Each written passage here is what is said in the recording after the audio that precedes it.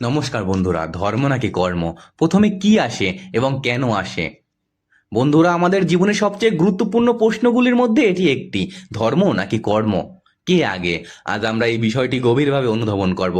আমরা দেখব জীবনের সত্যিকারের উদ্দেশ্য কি, আমাদের মানুষের দায়িত্ব, আধ্যাত্মিক ও সামাজিক মূল্যবোধে একে অপরের সঙ্গে কিভাবে জড়িত থাকে।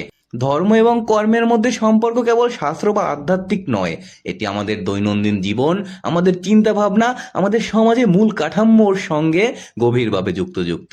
তাহলে আসুন শুরু করি আমাদের আজকের যাত্রা। আমরা প্রথমেই বুঝবো ধর্ম এবং কর্মের সংজ্ঞা। তবে এর পূর্বে চ্যানেলটি যারা এখনো সাবস্ক্রাইব করেননি, চ্যানেলটি সাবস্ক্রাইব করে আসুন। তো আমরা প্রথমেই বলছি ধর্ম এবং কর্মের সংজ্ঞা। ধর্ম শব্দটি অনেক সময় আমরা ধর্ম পালন বা ধর্ম অনুষ্ঠান বলতে বুঝি, বা এমনটাই আমরা শুনি। আমরা ছোটবেলা থেকে শুনতে এসেছি। কিন্তু ধ্রুব সত্য হলো, ধর্ম মানে কোনো নিয়ম, নীতি, আধ্যাত্মিক চেতনার সঙ্গে মিলিত জীবন পথ। ধর্ম আমাদের শৃঙ্খলা দেয়, আমাদের মনে স্থিরতা আনে, আমাদের নৈতিকতা, আমাদের সামাজিকতা এবং দায়িত্বের নির্দেশ দেয়।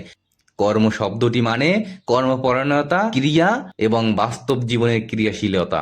কর্ম ছাড়া ধর্ম শুধু ভাবনা হয়ে যায়, আর ধর্ম ছাড়া কর্ম কেবল ফাঁকা কার্যকলাপ। এখানে আমাদের প্রথম সংকট, আমরা কিভাবে প্রথম ধর্মের জ্ঞান অর্জন করব? কর্মের মাধ্যমে তা কিভাবে আমরা শিখব? তো এখন আমরা কি ভাববো, প্রথমে ধর্মের জ্ঞান অর্জন করা উচিত নাকি কর্মের মাধ্যমে শিক্ষা নেওয়া উচিত? যদি আমরা শাস্ত্রের দৃষ্টিকোণ থেকে দেখি, তাহলে আমরা বলতে পারি, শ্রীমদ্ ভগবদ গীতায় শ্রীকৃষ্ণ অর্জুনকে বলেন, কর্ম করো, কিন্তু কাম, ক্রোধ, অহংকার থেকে নিজেকে মুক্ত রাখো। এখানে আমরা দেখতে পাই কর্মের সঙ্গে ধর্মের সম্পর্ক অঙ্গাঙ্গিভাবে যুক্ত। কর্ম করা মানে কেবল কাজ করা নয়, এটি আমাদের নৈতিকতা, সততা, মানসিকতা স্থির রাখা। শাস্ত্রে বলা হয়েছে যে কর্ম ধর্মময় হয়, তা মানুষের জীবনে পূর্ণতা দেয়। অতএব ধর্ম কর্ম আলাদা নয়, কর্মের ভিতরেই ধর্ম মিশে থাকে। যদি কর্ম ধর্মময় না হয়, তাহলে সে কর্ম ব্যর্থ কর্ম। ধর্ম কর্মের মাধ্যমে প্রকাশ পায়। তবে প্রশ্ন হলো, প্রথমে কি জ্ঞান, নীতি এবং ধর্মের শিক্ষা থাকা উচিত, নাকি কর্মের মাধ্যমে ধীরে ধীরে শিখতে হবে? যদি আমরা আধ্যাত্মিকভাবে ব্যাখ্যা করি, তাহলে আমরা বলতে পারি, ধর্ম হলো মানুষের মনের দিক নির্দেশনা, আর কর্ম হলো দেহের প্রকাশ। কোনো নির্দিষ্ট দিক নির্দেশনা ছাড়া দেহ অস্থির হয়। যেমন একটি নৌকা যদি সঠিক দিক নির্দেশনা ছাড়া নদীতে চলে, তাহলে তার বারবার বিপদে পড়বে। ওই নৌকাটির প্রয়োজন হবে সঠিক দিক নির্দেশনা। অতএব ধর্ম হলো মূল, কর্ম হলো ফল। ধর্ম প্রথমে আসে না, কর্মের মাধ্যমে ধর্মের প্রকাশ হয়। তবে ধর্মজ্ঞান যদি না থাকে, তাহলে তুমি কর্ম করতে গিয়ে বিভ্রান্ত হবে, অসঙ্গত এবং ক্ষতিগ্রস্ত হতে পারো তুমি।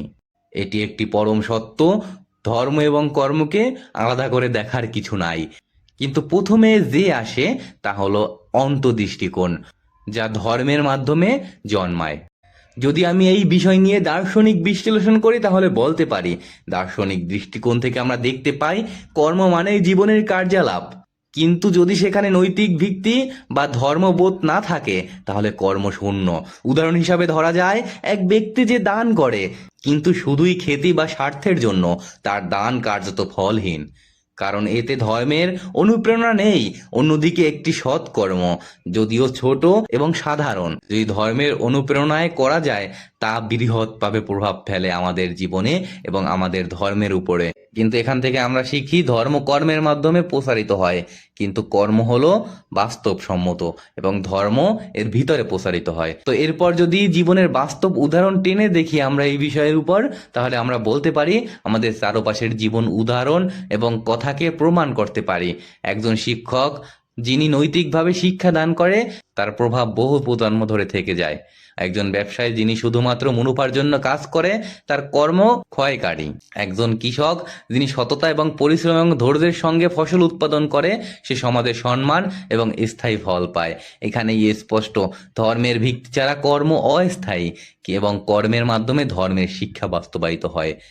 যদি সুষম জীবনযাপনের দিক নির্দেশনার দিক থেকে আমি বিচার করি, আমরা যখন ধর্মের অঙ্গীকার করি এবং কর্মের মাধ্যমে তা প্রকাশ করি, তখন মানুষের জীবন সুষম হয়। সুষম জীবনধারা মানে কর্ম, দায়িত্ব, নৈতিকতা এবং আধ্যাত্মিকতার মধ্যে সমতা আনা। যে ব্যক্তি প্রথমে ধর্ম শিখে পরে কর্ম করে, সে সত্যিকারের সুখ এবং সাফল্য পায়। যে ব্যক্তি শুধু কর্ম করে ধর্ম বিনা, সে অস্থির এবং হতাশ এবং ক্ষতিগ্রস্ত হতে পারে। যে ব্যক্তি শুধু ধর্ম পালন করে কিন্তু কর্মে তা প্রকাশ করে না, সে অব্যবহারিক হয়ে যায়। অতএব সঠিকভাবে জীবনযাপন মানে ধর্মকে প্রাথমিকভাবে অন্তর্দৃষ্টির মাধ্যমে ধারণা করা এবং কর্মের মাধ্যমে তা বাস্তবায়ন করা। তাহলে আমরা পরিশেষে বলতে পারি, বন্ধুরা, আজ আমরা শিখলাম ধর্ম এবং কর্ম একে অপরের সাথে অঙ্গাঙ্গিকভাবে জড়িত। ধর্ম ও কর্মে অন্তর্নিহিত সম্পর্ক রয়েছে। বন্ধুরা, ধর্ম এবং কর্ম সম্পর্কে আমরা শুধু শাস্ত্রের আলোকে নয়, দৈনন্দিন জীবনের দৃষ্টিকোণ থেকেও দেখতে পারি। একটি ছোট উদাহরণ দিয়ে ধরা যাক।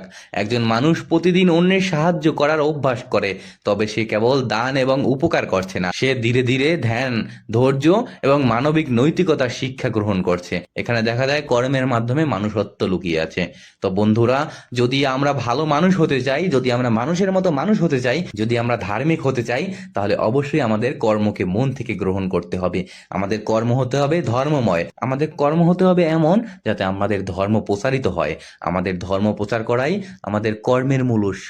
আমাদের কর্ম করতে হবে ধর্মময়। যেখানে থাকবে ধর্ম, সেখানেই থাকবে কর্ম। কর্ম তো আমরা যে কোনোই কিছুই করতে পারি। আমরা ভালো কর্মও করতে পারি, খারাপ কর্মও করতে পারি।